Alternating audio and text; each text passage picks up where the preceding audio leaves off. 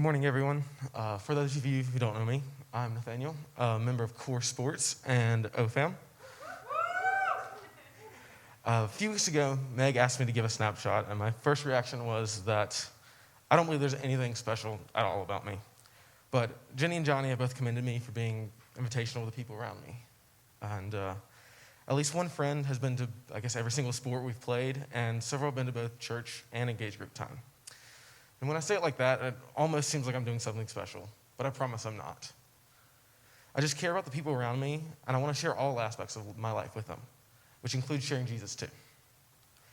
I met, let's call him George, about 1.5 years ago, and within a month, we were pretty much best friends. I never became his friend with the intention of converting him or anything like that. I just enjoyed hanging out with him.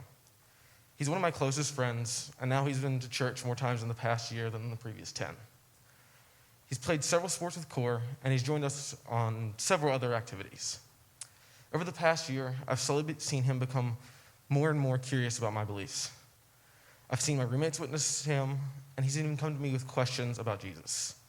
I've had many conversations where he's been actively asking me questions about what it means to be a Christian and what it means to have a relationship with God. Every time we have a conversation like this, I'm praying for him as we're talking. Something like, God, please work through me and put your words in my mouth. God, I finally see him showing interest. God, I see you working right now.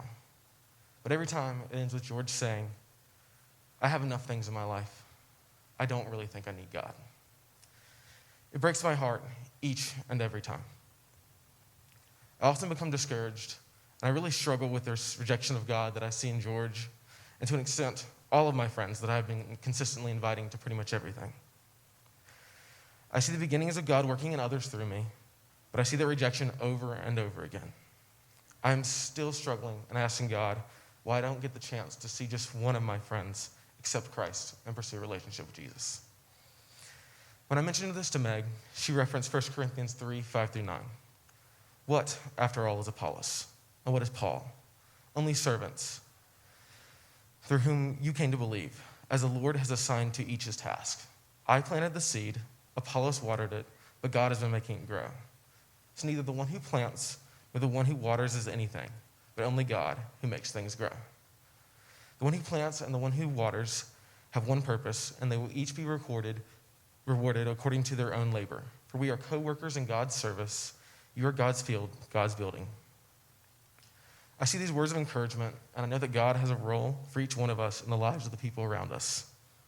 Perhaps God intends for me to only plant the seeds that will one day grow.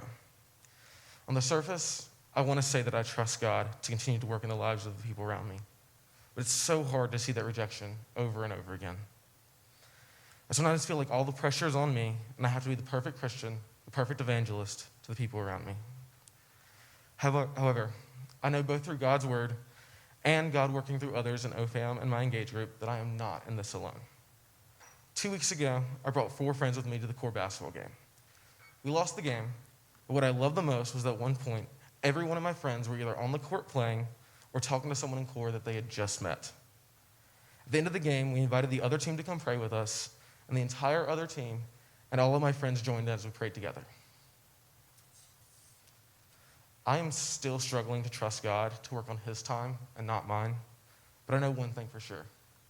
I care deeply for those around me, and I won't stop inviting anyone to share life with me anytime soon. Finally, I want to leave all of you with a challenge this week. Trust God to work through you, and invite someone you care about to spend time with you or your engage group. Whether it's playing sports, eating lunch, or just a casual invite to game night, trust God to work through you and the others around you. I'm Nathaniel, and that's my snapshot.